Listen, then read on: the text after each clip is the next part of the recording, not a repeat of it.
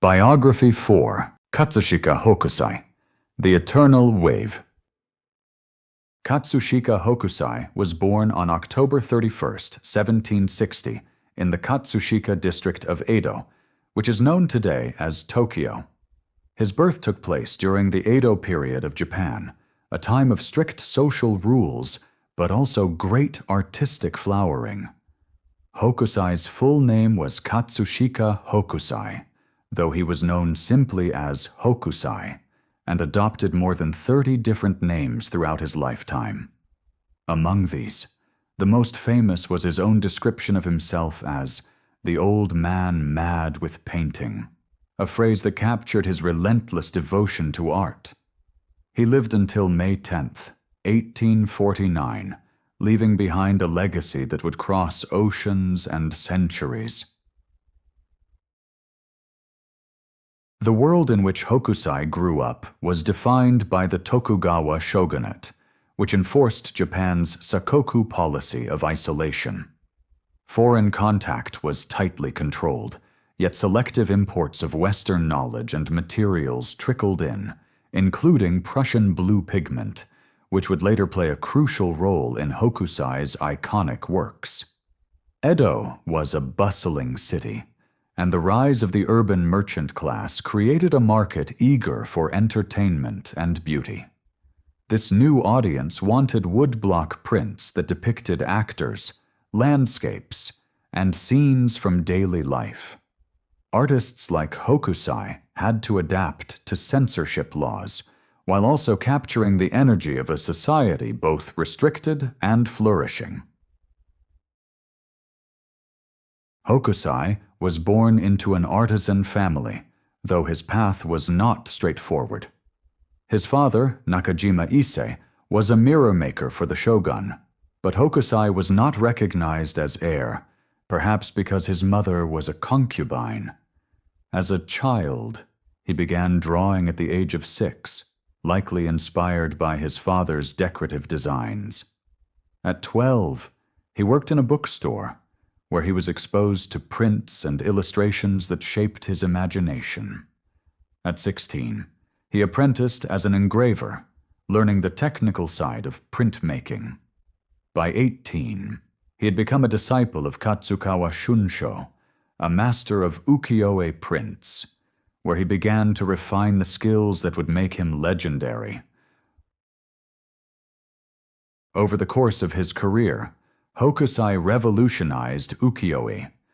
The art form had traditionally focused on portraits of courtesans and kabuki actors, but Hokusai expanded its horizons to include landscapes, flora, fauna, and ordinary people.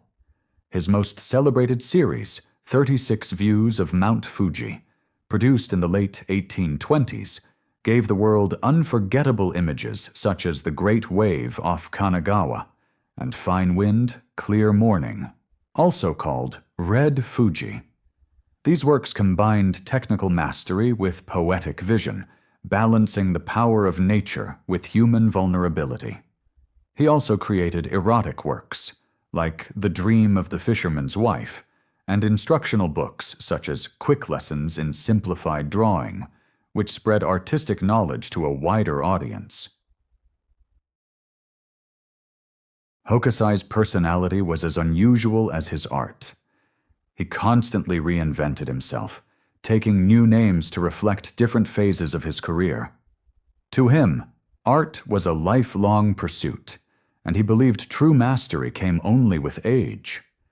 He once remarked that at 70 he had learned a little, and that if he lived into his 90s or beyond, he might finally understand the essence of painting. He described himself as mad with painting, a reflection not of disorder, but of complete dedication.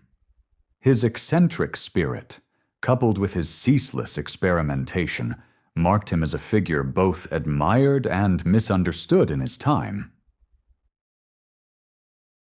Yet Hokusai's life was far from easy.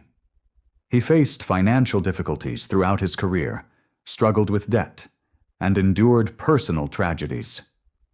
In 1827, he may have suffered a stroke, and soon after, he lost his wife He worked tirelessly to support his grandson, and often moved from place to place, reportedly more than 90 times. His erotic works drew controversy, and censorship laws during the Tenpo reforms made life difficult for artists. Still, these struggles only fueled his persistence. Hokusai's identity as an outsider, shaped by lack of inheritance and constant change, sharpened his determination to leave a mark on the world through art. The impact of Hokusai's art reached far beyond Japan. His use of line, perspective, and vibrant colors influenced European artists during the Japonism movement of the 19th century.